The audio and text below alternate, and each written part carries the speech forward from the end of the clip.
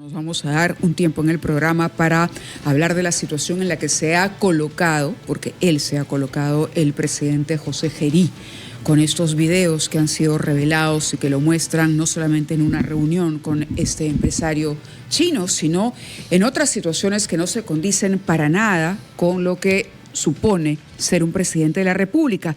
Pero recibimos a esta hora de la mañana a Omar Castro, gerente general de CPI, quien nos trae los últimos resultados de este estudio de opinión pública nacional, Perú Urbano Rural, realizado entre el 11 y 16 de enero de este año. Bienvenido, Omar, muchas gracias por acompañarnos. Buenos días, Mávila, Fernando, gracias por la invitación y por siempre la confianza, ¿no? Bueno, ¿cuál es la principal conclusión que podrías destacar después de conocer los resultados de esta encuesta, que coincide con alguna otra que se ha hecho también? Es decir, ya van marcando una tendencia. Bueno, lo importante acá en esta encuesta que hoy día presentamos de manera exclusiva para RPP es dejar muy en claro que el campo es muy reciente. Terminamos el campo el día viernes por la tarde y esta encuesta es la primera que está mostrando realmente el efecto que ha tenido en la aprobación de la gestión del presidente la reunión en el famoso Chifa. Este estudio sí. Es correcto. Este estudio considera eso. Es el primero que considera eso. El primero, y está midiendo realmente prácticamente toda la semana la repercusión que tuvo en los medios de comunicación y que tuvo un rebote en las redes sociales y que fue muy hablado. Entonces, eso explica de alguna manera que la aprobación del presidente Gerí haya bajado de un 52% hace un mes atrás a un 44%. Pero 8 puntos. Bajando ya de antes 8. también, ¿eh? En realidad, Fernando, se mantenía en el 1 o 2 que podría ser el margen de error, ¿no? Pero ahora sí notamos una caída de 8 puntos porcentuales que es bastante significativa. Y no solo eso, Mávila, sino de que la desaprobación, que era un número bastante bajo en 31.4, que el mes de diciembre sube a 40.4. En esta última semana de medición. Es decir, no solo baja la aprobación, sino de que la desaprobación sube considerablemente. ¿Cuál es el margen de error de la encuesta? 2.8. Ya, ok. A esto súmale más o menos 2.8, es decir, podría llegar un momento en el que esas dos líneas se crucen. Sí, sí, es cierto, sí. ¿No? Sí. Tienes 44.3 de aprobación, 40.4 de desaprobación. Ahora, ¿tú dirías que este es el registro, digamos, de una desaprobación, o mejor dicho, de una reducción en la aprobación de un presidente más rápida que hayas visto? Yo creo que lo que pasa es que el número que tuvo el presidente Gerí en las primeras mediciones y que las vimos acá era un número que respondía también, era muy alto. Y hablamos de una expectativa muy alta respecto a esto, porque venía después de una gestión de Dina Boluarte donde no llegó ni a 2 puntos porcentuales. Ella se fue con 1.8, recordarán, de aprobación. Entonces, cualquiera que viniese después de Dina Boluarte iba a tener una aprobación mucho más alta. No con los números. Venía del Congreso también. Claro, venía del Congreso. No con los números, pero él no era un congresista tan visible, Mávila. Sinceramente, no era el congresista, el perfil del congresista que era el vocero de una bancada, representante de una agrupación política marcadamente. Venía del Congreso. Con los pasivos del No Parlamento. cargaba con los pasivos de una figura mediática del Congreso, pero lo que hizo inmediatamente más popular a Gerí, con una aprobación mucho más alta, fue estos gestos que tenía, ¿no? No solo el hecho de remangarse las mangas, sino de que ocurrió un incendio y era el primero a aparecer. Aparecía antes que los bomberos. Y él ha estado muy activo y respondía a la prensa y salía a saludar a las personas de comercio ambulatorio que estaban afuera del Palacio de Gobierno. Entonces, todos estos gestos hicieron que fuera un presidente mucho más presente, o al menos así era la percepción, y tuviese una aprobación de más del 50%. Hoy esta caída, Fernando, responde obviamente la rapidez de esta caída a esta acción en el Chifa, ¿no? De acudir a una reunión con capucha, con lentes, una imagen totalmente de querer pasar desapercibido, de no querer ser descubierto, ¿no? Y esto lo que podría haber restado en él es este carácter de credibilidad que la gente quizás le brindó a él, ¿no? Como una opción.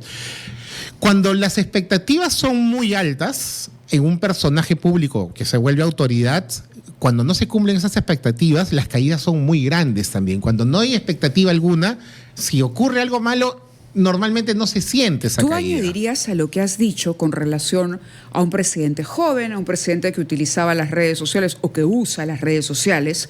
No hablemos del pasado, usa las redes sociales, es una persona que incluso ayer compartía por la mañana y de manera sorpresiva un mensaje de la Nación completamente improvisado para aclarar o intentar aclarar el evento del Chifa. Extraño, ¿no? Extraño, y parece que él ya sabía por ese mensaje que se conocerían más detalles de sus vínculos sospechosos con este señor. Pero al margen de ello, había expectativas, sobre todo en materia de seguridad. Y la seguridad es algo que se le venía reclamando.